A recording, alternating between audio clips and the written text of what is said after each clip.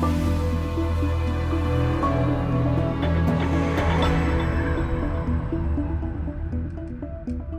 everyone, I'm so excited to have you here tonight.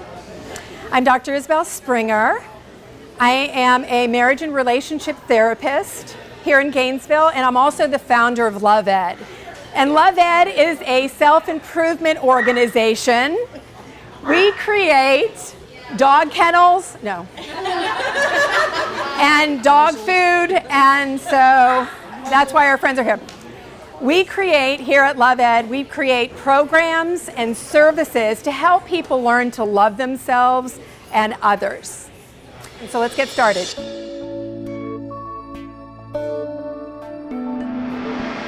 During the first 6 to 12 months of any relationship, it's just pure infatuation. And so in our culture, we tend to confuse infatuation with love because infatuation is just it's supercharged, it's a biophysiological force and we feel so out of control. It's like we are on love drugs, right? And it's a really, really exciting time. But in our culture, we tend to talk about the first year of being with somebody. We are making decisions about someone in that first year without knowing who they really are. So infatuation is really a time where infatuation brings us together. That's what it's supposed to, that's initially what it's all about. So we can meet each other, right? So without that, it just kind of kickstarts the opportunity to then discover and explore a potential relationship. But in our culture, we romanticize all of that, right? And we are really super excited about it. So we start to talk about it in terms of, oh my God, I'm so in love, right? And we start to identify all of those strong feelings that we have for someone as feeling in love. But we're really just feeling infatuation. So I like people to really get the distinction that infatuation is not love. Because when we start to say that, we start to set ourselves up for making emotional commitments to someone without really knowing who they really are yet. And this is the cause for the divorce rate. The divorce rate is really crazy, and it's because, and getting married even a second and a third time. So the first divorce is over 50%. The second time that we get divorced, it's over 60%. And then getting divorced a third time is 70%. And so the reason is we keep making decisions and telling ourselves and other people that we're in love. And we start to identify ourselves in that way. We become overly committed. We're on this like love train, so to speak. It's, running out of control, and we're lost in the relationship. And so we just really need to be mindful that infatuation is really, really fun, but we don't want to be thinking about identifying it as being in love. We can start to really think about the idea of being in love after infatuation subsides. So for example, the first year is infatuation. And so when we first meet someone, it ramps up. We're super excited. But then over the course of knowing them for a year, we start to get more emotionally secure. We start to feel more and more emotionally secure, like as the months go by, right? And it's really fun and it's exciting. And then it starts to dissipate naturally, as it should. And we shouldn't misinterpret that infatuation subsiding, because it's when a relationship is going to start to now get real. And we're looking forward to that because we're needing to identify whether or not this person that we've met is really somebody that is good for us. So we can't really know if they're good for us during the first year fully. We have to wait till that infatuation subsides, the love drugs settle down, and we start to be able to see behavior in someone. So it's from year 1 to year 2. We're looking for Emotional maturity. So this is how we feel loved in a relationship. This is when we start to consider the possibility of giving someone our heart. We're looking for behaviors that match up, that have us feeling, that somebody's being respectful, they're consistent, they're truthful, they're trustworthy, they have a job. Hopefully. Yeah, so when infatuation starts to subside, we should really still feel an attraction toward our partner, because romantic attraction is really important in a relationship. So if we still feel that desire after infatuation concludes as a stage, then that means we have really great, healthy, strong, significant romantic attraction. And that absolutely has to be there, because it's another area of our love relationships that are really important, and it's the way that we also experience love, right? But we're looking for emotional maturity. We're looking for emotional maturity because that is how we feel love. So when we're with someone and we experience them consistently being this person who's kind and loving and supportive and emotionally mature in the way that they handle and react to, breakdowns in life. Things happen, stuff gets, blows up, and it's like, how are they managing that? Do they fall apart? Are they throwing tantrums? Are they reactionary? Are they defensive all the time? Like, what's going on? So you can't really identify any of that until infatuation has subsided. So then when you're with someone, after infatuation, and then you consistently experience them in this way, and then you also feel a really significant amount of romantic attraction is still there, it's actually the emotional maturity that holds the romantic attraction to keep going. So when people talk about, Teresa, can you grab that? Thanks. When people talk about, I feel like I've been in love, with my partner, and that my love for them has grown, over time, and I feel more and more attracted to them, and gosh, we've been together for 20, 30 years.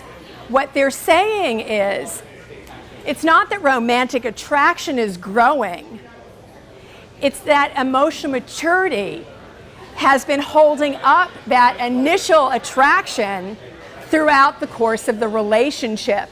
So you're falling in love with emotional maturity. So, like I said before, the divorce rate and why people are struggling relationships, it's why I have a full practice as a marriage and relationship therapist, because we keep falling down into the same hole. Saying to ourselves and other people that we're in love during that first year, instead of saying, I'm just so infatuated. And, the jury is not out yet, right? You're going to honor yourself in a way that you're not just going to give your heart to anybody. Even though you're having an awesome time in that first year, they're really hot, sex is great, it's just like there's lots of passion and newness and fun and activities and all of this. You were waiting to discover who they are after that first year. And then you'll really see what you got. And then a lot of relationships end around year 2 because the infatuation is completely gone, and then you've been experiencing this person consistently being an asshole, and it's like, right? So you owe it to yourself to get really clear about all of that stuff. Sex is like food. It's like not negotiable for most people. Maybe when you're maybe 90 or 100, for you it's not food anymore, right? But when you're younger, say 80 and below, most people are still interested in having that passion and that connection and great sex and all of that. And so it's really about the couple. So if you start off in a relationship, of course you're all infatuated, everything's good right there, right? You have a couple of kids maybe, some years are going by, you know, bombs are going off, you know, all kinds of changes are happening, and there's those daily struggles in life, right? And feeling sexual and connected is like kind of dissipating, you're getting kind of disconnected, and it's not really on the front line of your life anymore. You're so busy being overwhelmed by trying to make it in your life, trying to juggle a lot of plates, try to raise children, try to launch your career, you know, deal with maybe ailing parents, you know, family members that may need you in all kinds of capacities. And so, you know, all of that spontaneous, romantic piece starts to really flatline. It's really about having a conversation with your partner. And so if you're not a place anymore where you're really feeling that that's important to you, or you're interested, but they're interested and it's important to them, it's your responsibility to create something for your partner. And so what I mean by that is you cannot enter into the relationship and then, because you're tired and overwhelmed in life, and life is kind of like, you know, beat you up a little bit, that you can be irresponsible about that. That was part of the original agreement, which was to be loving and in that physical way is so important to people. And the thing about sex and physical attraction and being together in a physical way, it's really an opportunity to express the love that we have for somebody. It's the emotional intimacy piece. So it's not really about the sex. It's about using the sex to create that way of expressing how somebody really still turns you on, and how you're turned on by them, and how they are still special. So if things happen and you find in the relationship that one loses an interest but the others is still there, you know, this is just one of those areas where if there's no ownership in creating and maintaining something that's reasonable and fair,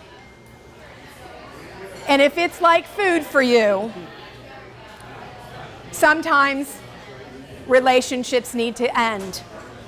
And sometimes relationships run their course. And we can't predict what's going to happen in 20, 30 years.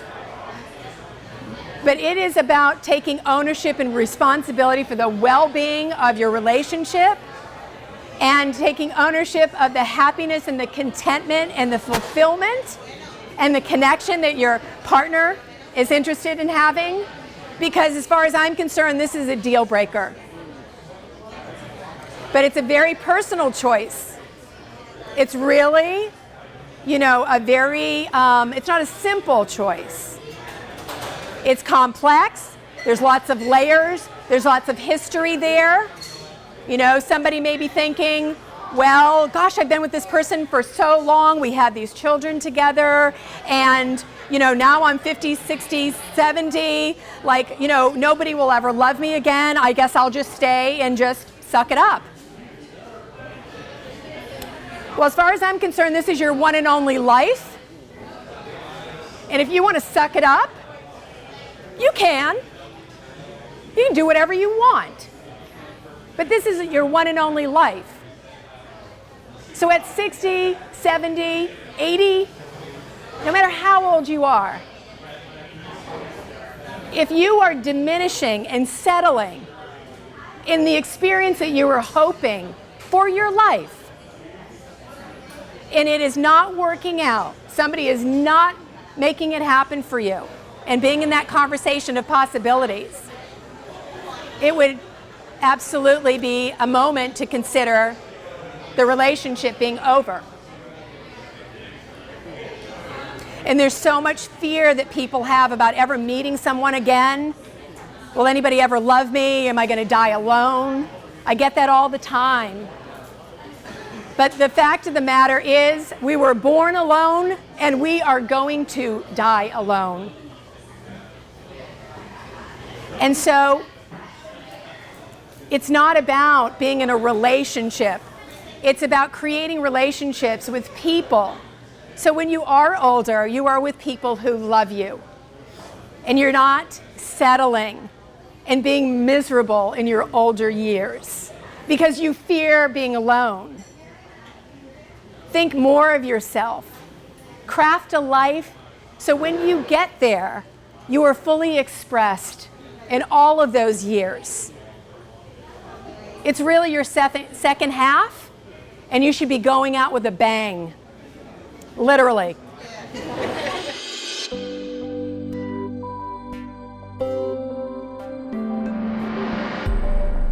If you make a connection with somebody and you're like, this person's doing it for me, right? When you get together the next time, you want to go, hey, I want to come clean. You know, I kind of fudged on my little age there because I had a little bit of a concern about maybe that would have been an issue for you, and I didn't want to rob myself of the opportunity to get to know you. And then so the second part of that was, is age a discrepancy in any relationship, right? When I think about love, I just think about emotional maturity. Is really what I think about, but I also think about attraction. So if you feel attracted to somebody and they have the level of emotional maturity that would be required, right, to feel really good about being with them, I don't really feel that that's an issue, unless where it becomes really an issue is when you are a younger person, right, like a young adult, and you choose somebody 20, 25, 30 years your senior. What happens is you just have to be in a really great conversation with yourself, with them, and get really clear about like what you were hoping for your life, as far as, do you want kids? You know, what are your goals and your dreams, right? So I don't think it's like a big deal to, you know, not align in terms of knowing each other's generation of music, you know, right, which shows up a lot, right? Or TV shows and all of that. It's really not about that. It's about really getting, you know, the piece about starting a family, what that would then look like, right? Does that make sense for you? You really need to be able to be really comfortable with who you are, and really know for you, it's not about age, you know? It's more about who people are, who you are, and that kind of thing. And people lack emotional maturity. So emotional maturity is something that grows if you grow it. Romantic attraction doesn't grow. It's either there or it is not there. And it's either there or not on certain levels. And emotional maturity, fortunately, is that component of a love relationship that can grow if you grow it. So that's what's so exciting about emotional maturity and developing as a person. You know, and coming out here, you know, I mean, you guys aren't 18, you know, you've been around, and this is good stuff because, you know, you're reinventing yourself, you're reinventing your lives, you're not giving up on love, you're investing in yourself, you're investing in the possibility of creating something more fulfilling for your life, right? So there's something that goes into that, and really getting clear about how emotionally immature that you have been in your life in the past, right? But as we grow, we purposely create a self-awareness about our own behavior and our own level of emotional maturity. So we need to grow and evolve and develop, because those are the kinds of partners that we're looking for, right? So we have to be that partner as well. This is just such a privilege for me. It's so thrilling for me to use my voice, you know, express my ideas and my thoughts and my feelings and my stand for people. And so my commitment to the world is to have people not just unnecessarily falling down over and over and over again, giving up on love. We're recreating ourselves. We're going to be somebody when we grow up. And we're going to do that on purpose. And we're going to live our life with intention, and we're going to be fully expressed, and we're going to get to the end of our life, and we're going to reflect back, and we're going to think, okay, so that childhood was really rough, and those early years were really confusing, and I really settled in all kinds of ways, and I really didn't understand my value and my worth. But now I'm going to do everything with intention. I'm going to heal my wounds. I'm going to take ownership of my life. I'm going to create this amazing opportunity for me to win the second half and win this entire game. And having no regrets, just having wisdom, self-respect and appreciation for the process of life and how nobody ever taught us anything and how it took years to try to figure it out. So we're going to seize this opportunity to do it, and we're going to do it big. And we're not settling in life, especially in love. That's how much you're worth. And I want to thank you for making yourself important. I really feel that. I mean, you're showing up here and you're standing up for yourself and you're standing up for love. And I'm really inspired, and I love you all so very much. Thank you so much.